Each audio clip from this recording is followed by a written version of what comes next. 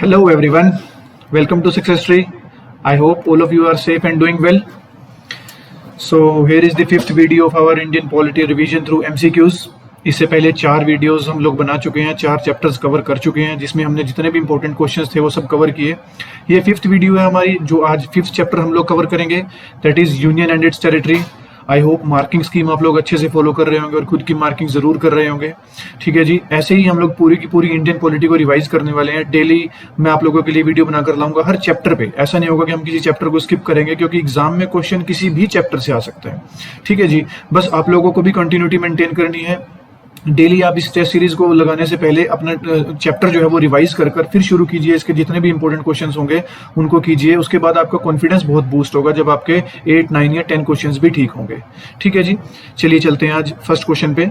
देखिए, consider the following with respect to union of India: formation of state of Nagaland, state reorganisation act, formation of state of Gujarat, formation of state of Haryana. अब देखिए, हमें करना क्या है, select the correct chronological order. इनको chronological order select करना है कि ये कब कब हुआ था। ठीक है जी, जल्दी से आप आंसर डिसाइड कीजिए, फिर हम इसको डिस्कस करते हैं। देखिए, सबसे पहले आया था क्या, स्टेट रीऑर्गेनाइजेशन एक्ट 1 नवंबर 1956 को। ठीक है जी, 1 नवंबर 1956 को स्टेट रीऑर्गेनाइजेशन एक्ट आया था। उसके बाद हमने क्या किया था, स्टेट को लिंग्विस्टिक बेसिस पे हम लोग डिवाइड करना स्टार्ट कर दिया था। इसमें हमने क्या किया था, स्टेट की ऑर्गेनाइजेशन की थी, क्योंकि इससे पहले जो हमारी स्टेट्स थी ना, वो 4 पार्ट में हमने डिवाइड की हुई थी, part A, B, C, D। लेकिन इसके बाद हमने उसको स्टेट्स और यूटीज में डिवाइड कर लिया था। मतलब हम लोगों ने 4 फोल्ड सिस्टम से किसमें हम लोग आ चुके थे, अब 2 फोल्ड सिस्टम में। ठीक है जी, पहले part A, B, C, D 4 fold system में 4 पार्ट्स थे, A, B, C, D। अब हम लोग आ चुके थे 2 फोल्ड में, जिसमें क्या था, सिर्फ स्टेट्स और यूटीज। ठीक है जी, ये हमने डिसाइड किया था किसमें, स्टेट रीऑर्गेनाइजेशन एक्ट में। ठीक है जी, इसको हम लेके आए थे 1 नवंबर 1956 को। चलिए, इसमें कितनी स्टेट्स और यूटीज थी वो आगे आने वाले क्वेश्चन में हम कवर करेंगे। ठीक है जी, इसके बाद देखिए सेकंड, इसके बाद हुआ था क्या, formation of state of Gujarat in 1960। ठीक है जी, ये 15th स्टेट बनी थी गुजरात हमारी 1960 में, जब हमने बॉम्बे को क्या किया था, 2 पार्ट्स में बाइफरकेट किया था। जो मराठी बोलने वाले लोग थे वो महाराष्ट्र बना दिया गया था, जो गुजराती बोलने वाले लोग थे वो गुजरात बना दिया गया था। इस तरह से 1960 में गुजरात जो है वो हमारी 15th स्टेट बनी थी। ठीक है जी, उसके बाद देखिए, उसके बाद हुआ था क्या, formation of state of Nagaland. ये कब हुआ था, 1963 में। 1963 में ये बनी थी हमारी 16th स्टेट नागालैंड। देखिए, असम का जो एरिया था, जो नागा हिल्स का और त्योंसेंग वाला जो एरिया था, वो पहले असम के अंदर हुआ करता था। उसी एरिया को सेपरेट करके फिर नागालैंड बनाया गया। कौन कौन सा एरिया, नागालैंड, नागा हिल्स का एरिया और त्योंसेंग का जो एरिया था, वो 2 एरियाज बाइफरकेट किए हमने कहां से, असम में से, और क्या बना दिया, फिर हमने हमारी 16th स्टेट बनाई, दैट वाज नागालैंड। कब, 1963 में। फिर हमने क्या बनाया, formation of state of Haryana. फिर हरियाणा बना जी। हरियाणा कब बना था, 1 नवंबर 1966 को। ठीक है जी, ये बना था, तब बना था हरियाणा। हरियाणा जो थी हमारी वो 17th स्टेट बनी थी, 17th। हरियाणा को हमने, आप सभी जानते हैं कि पंजाब में से बाइफरकेट हुआ था हरियाणा जो है। और मास्टर तारा सिंह जो थे पंजाबी सूबा, जिन्होंने डिमांड रखी थी, उनके उस डिमांड के बाद ही जस्टिस जेसी शाह के रिकमेंडेशन पे हिंदी स्पीकिंग एरिया को हरियाणा बना दिया गया था और पंजाबी स्पीकिंग एरिया को पंजाब में रहने दिया गया था।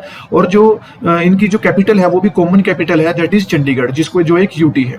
ठीक है जी, तो इनका क्रोनोलॉजिकल ऑर्डर अब क्या होगा ये हमें देखना है। देखिए, सबसे पहले आया स्टेट रीऑर्गेनाइजेशन एक्ट, यानी कि 2 से ऑप्शन आपका स्टार्ट होगा डेफिनेटली।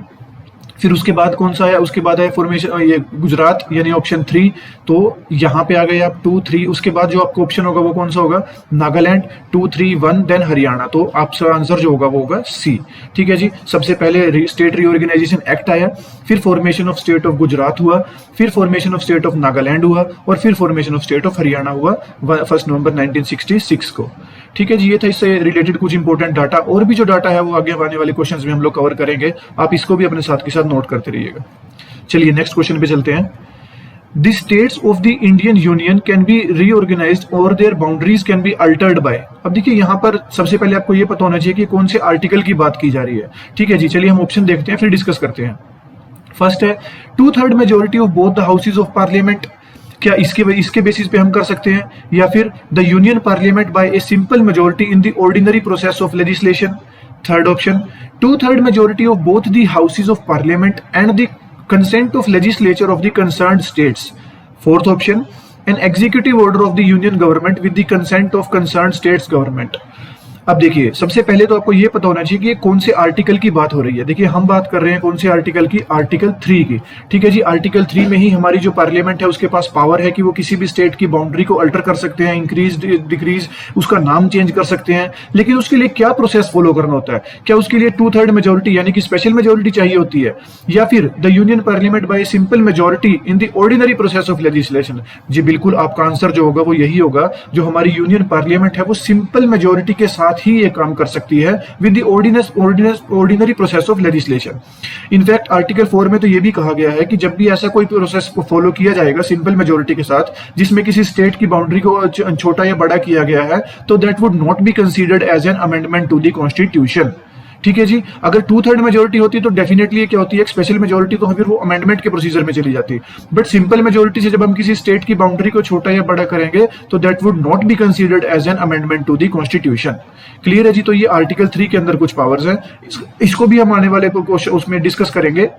और ये पूरा प्रोसेस भी मैं आप लोगों को समझाऊंगा कि कैसे ये पूरा प्रोसेस होता है, इसमें क्या क्या स्टेप्स आते हैं। देखिए, ये जो दो ऑप्शन है ना, consent of the legislature of the concern state, ये भी हम डिस्कस करेंगे कि क्या उनकी कंसेंट ली जाती है तो क्या वो मानी भी जाती है। बट आने वाले क्वेश्चंस में डिस्कस करते हैं इनको। चलिए आगे। Who among the following was the head of the Linguistic Provinces Commission appointed in the year 1948 to inquire into the desirability of linguistic provinces? अब देखिए, 1948 से ही किस चीज की शुरुआत हो चुकी थी, डिमांड आने लग गई थी किस चीज की, कि लैंग्वेज के बेसिस पे स्टेट्स को क्या किया जाए, डिवाइड किया जाए। बट लैंग्वेज एक प्रॉपर बेसिस नहीं था, फिर भी इसको अंदर कमीशन बिठाई गई कि आप जाकर चेक कीजिए कि क्या लैंग्वेज के बेसिस पे हम लोग ऐसा कर सकते हैं। ठीक है जी, तो हमें बताना 1948 में कौन सी वो कमीशन थी जिसको बनाया गया था लिंग्विस्टिक प्रोविंसेस के लिए। क्या वो जस्टिस एस.के. धार की कमीशन थी, जवाहरलाल नेहरू की थी, पतबी सीतारमैया की थी, या जस्टिस फजल अली की थी? देखिए, इसका जो आंसर है वो है जस्टिस एस.के. धार। सबसे पहले जून 1948 में, ठीक है जी, जून 1948 में जस्टिस एस.के. धार कमीशन को बनाया गया था to check that whether the states can be divided on linguistic basis और नॉट।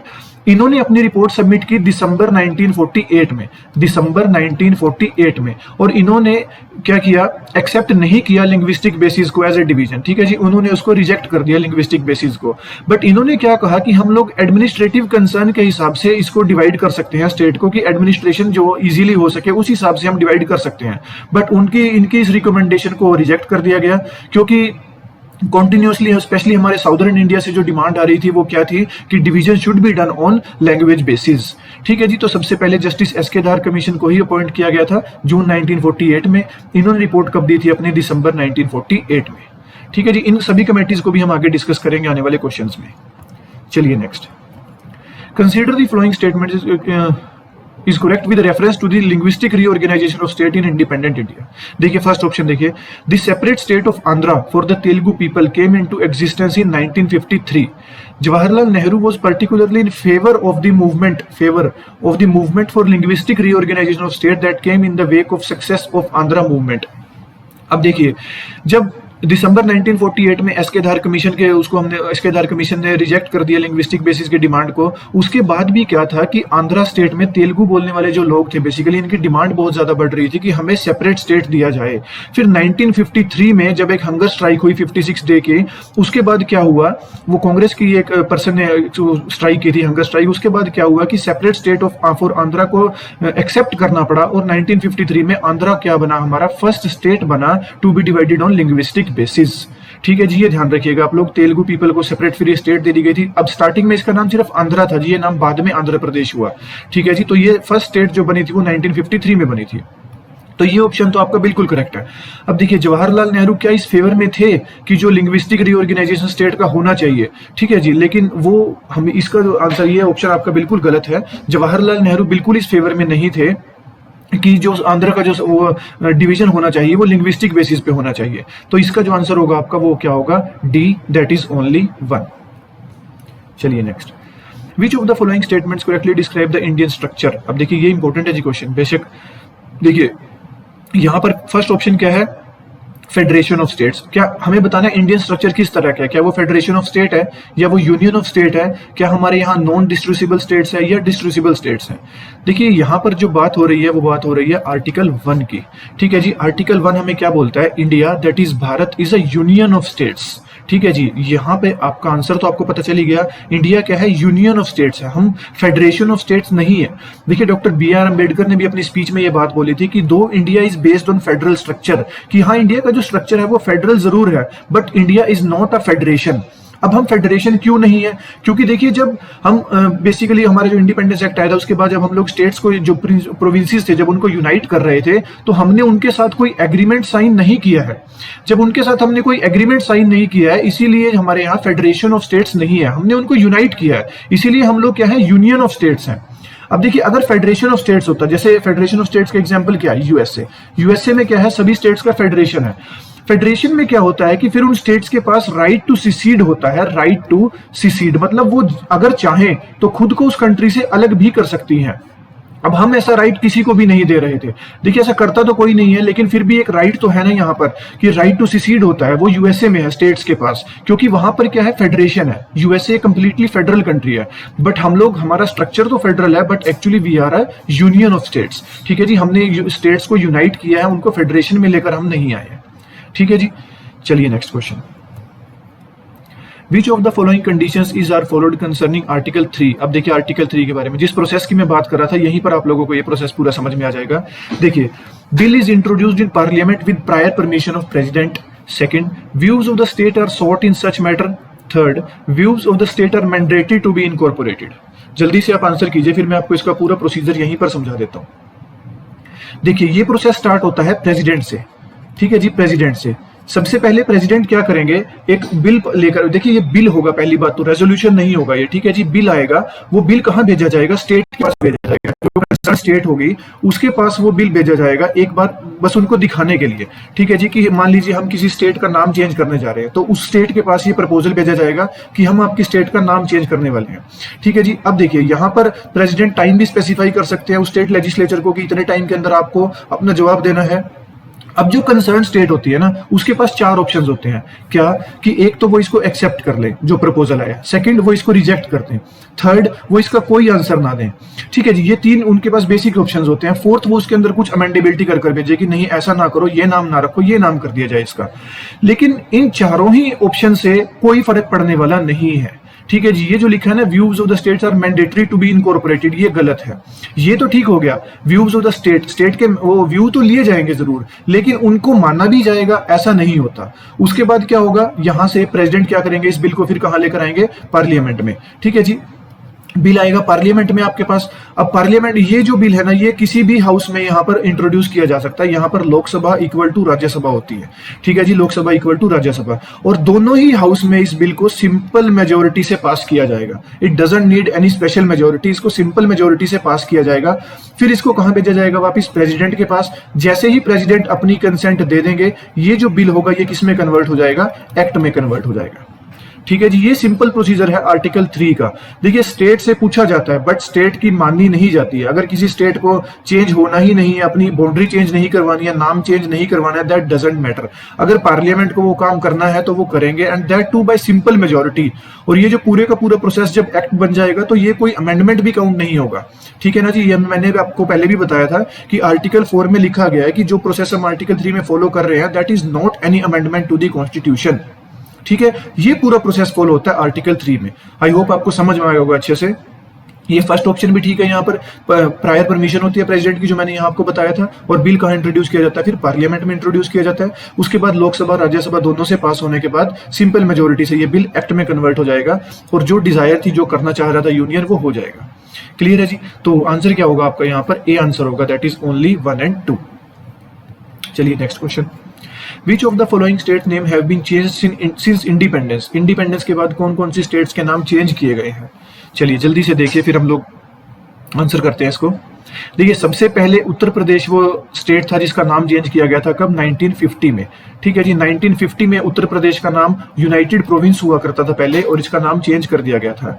ठीक है जी, उसके बाद देखिए ये कर्नाटक का नाम चेंज किया गया था मैसूर से 1973 में, और तमिलनाडु का नाम मद्रास से चेंज किया गया था, कब, 1969 में।